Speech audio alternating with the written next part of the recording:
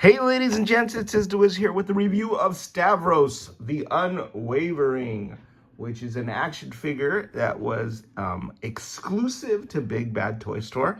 So if you wanted it, you had to get it from there. It's made by Four Horsemen Toy Design Studios, but I think this was kind of in a way, a tribute to the Big Bad Toy Store and the partnership that they've had.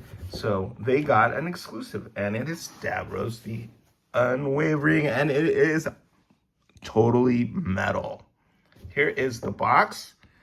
It's kind of big and designed by Nate Barch. Can't get it all in the frame there, but here's a super cool picture in the back, or photograph in the back by Trevor. And I just love the lettering on this. It's different than the other boxes, so it makes it stand out as an exclusive for Big Bad Toy Store. Big Bad Toy Store is my go-to place for ordering action figures. I like their pile of loot feature, and I like their $4 shipping. And they've just been awesome over the years. And, you know, if I don't order the figures, or if I can't order the figures from Four Horsemen Toy Design, which is what the majority of my collecting comes from, then I go to Big Bad and I get them there. And I put them in a pile of loot, and then, you know, it's like Christmas when that shows up. But anyway, here's Stavros. It says, as by way of a bio, it says, when Four Horsemen Studios began producing our own toys, one of the very first retailers to support us was Big Bad Toy Store. There was an exclusive figure carried by BBTS for each of our early releases. They were also right there to support us again as we launched Mythic Legions in 2015 and Cosmic Legions in 2021. Today, they are one of our oldest and most valued partners, and we've been happy to work with their team as both our companies have grown over the years. 2024 marks the 25th anniversary not only for Four Horsemen Studios, but for BBTS as well. In celebration of those shared anniversaries, we wanted to partner together again to release an exclusive figure. We present you Stavros, the Unwavering. This towering dragon warrior is clad in the black and red colors of BBTS, and he bears a powerful heraldic symbol upon his tunic. He is a warrior worthy of bearing this symbol, for any adventure party would be lucky to count Stavros amongst their ranks, just as we are honored to count BBTS as both partners and friends. From all of us at Four Horsemen Studios, happy 25th anniversary, BBTS, and here's to another 25 great years of working together. Now, BBTS has run into some difficulties with these tariffs that have been imposed, and most of their figures are made in China or Vietnam, and you know, they need their friends to stand by them right now, because the tariffs are just a horrible tax that has been imposed upon them by the administration, and it's really hurting sales. So you know, keep ordering. Who knows what's going to happen with the tariffs, but from one day to the next, you just never know with this administration what's going to happen. Yeah, they're also had cancellations and a drop from other countries as well, who don't want to deal with this sort of uncertainty. And so hopefully, you know, BBTS and a lot of other small businesses that are really being affected by this craziness when it comes to imposing tariffs and this insanity when it comes to foreign affairs, you know, hopefully that'll blow over, and who knows, you know, what could happen from one day to the next. But enough about that. BBTS, this is a B here, another B here, and a T. So it's kind of cool how they incorporated the symbol into the soft goods. Mine is nice and crisp and clean and clear. I really like it. It sets it apart from the other, you know, dragon folk that we've gotten in this line. And the tunic is, you know, fits perfectly. It's wired, so everything can be posed nicely and dynamically. I just really like that touch. And I love this armor. I like that metallic color. And the color itself, as far as his body, is like a grayish black, more of a black, but it's sort of muted. And that really contrasts well with this kind of, metallic kind of hot rod color. The other thing I want to point out is, initially when I saw this figure, I'm gonna say the old cliche is, and that the pictures don't do it justice, just because, not that the pictures aren't great, but it's hard to tell like some of the subtlety and the nuance to the paint here, because you've got, the scales around the eyes, and those are, very, very subtly painted there with some iridescent paints. Like, it looks like a color shifting sort of effect. And when the light hits those, you can see the purple, and you can see the green, and you can see the nuance. And that's awesome. He's so big that he's kind of hard to get him in frame. But that really adds a lot. And the jaw on this is very, it's an articulated jaw. So that also adds a dynamic look to the posing. And then when you look in the mouth, you can see how the tongue is painted with a gloss so that it looks wet, and then the teeth. So yeah, you've got, this green there, you got this purple, and even though he's, not over the top or not overly colorful like some of the other dragons that you can see in the back, dragons or aliens on the dragon base, he still looks super cool, even though that paint is subtle. I really like this giant sword weapon that he has in his hand with the dragon wings and the dragon head. We've gotten that before with Arakagor, but it looks cool in this darker, more muted tone, which of course matches his armor and everything really, really nice. And then, I like this little subtlety of the gold inlay there as well. Let me show you the back and the tail. I love that tail. I love how well this fits. And if you take the pauldrons off and you take the soft goods off, they also have, some back plugs that you can put in there, which, let me see if I can track those down. Nothing terribly exciting about those.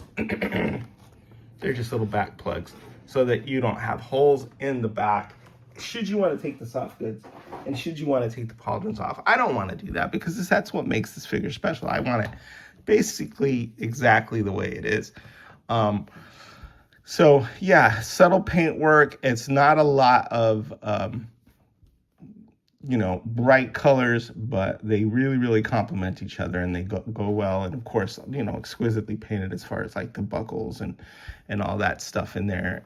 China never disappoints. And then you have this, which is also color coordinated as well. It's a weapon that we've seen before, but it goes really well. So you could have him as a dual blade wielding, because I guess this is a bladed weapon, not just blunt force trauma. Dual blade wielding, kind of a swordsman. Very, very cool. So I love this sculpt, and I want to compare him to some of his dragon kind brethren. He also comes with alternate hands. He's got the gripping hands there, but there are these like more open hands, so he can grab a foe or, just be more expressive, gesticulating. So 2 extra hands for him. So 4 hands in total, 2 weapons, then the soft goods. And that's why, he's such a special figure, right? I want to show off some of the other figures. So to compare, these are ogre size, so they're giant compared to a regular size Mythic Legions. Back here I have Sir Ukchak with a custom head painted by Sergio Rosas of Honeypot Studios. I just want to show you guys how cool that looks. That's Greg. If you know Greg, 6'8" giant of a man. I have replaced Sir Luchek's head with Greg's head, and I think he looks awesome. And thanks, Sergio, for that. Thanks, Honeypot Studios. Wait to see what kind of cool stuff you have there. And then, of course, I talked about in my review how I have him, waving his royal censer and with the Toledo blade sword. But let me show you.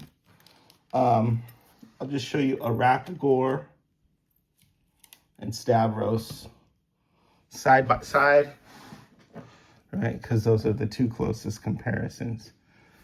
And look at that. It's kind of cool how the Four Horsemen sort of run the gamut with their characters and their colors and what makes them so unique. Because this is basically the same buck, but, they really, really look different just because paint-wise, this has iridescence and stuff, but it's all over his body, and he's got the light blue but I love everything about both of these, right? So it's good representative of a representation of kind of the light and the dark going against each other, two of dragon kind battling it out.